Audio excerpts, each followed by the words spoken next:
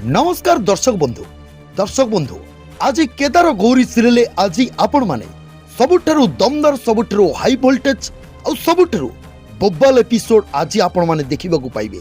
तो दर्शक बंधु आज से शिवालिका तार प्रथम प्लान स्टार्ट कर दब केमिति से गौरी को मारिबो आउ से माधवीर कथा को रखिबो। आउ दर्शक बंधु आज शिवालिका जो प्लान करिछि से प्लान रे आज गौरी निश्चय छंदी हे जिवे। दर्शक बंधु गौरी केमिति बीणार पिला हबो से नहीं गौरी टेंशन थी आउ ठीक से ही समय से शिवालिका आसी गौरी को कहबो बीणा माँ हेई पारिबो किंतु ता जातक रे सर्प दोष अछि। बीणा गर्भधारण रे बाधा सृष्टि होउची सेइति पई से माँ हेई पारुनी आउ तार उपचार मध्य अछि।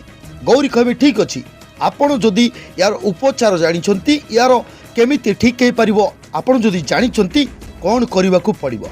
दर्शक बंधु या पर से शिवालिका कहबो जो चिकित्सार उपाय विज्ञान पाखरे नहीं ता उपाय आम शास्त्र लिखा अछि किंतु गौरी तम पई किछि कठिन काम करिबा को पड़िबो।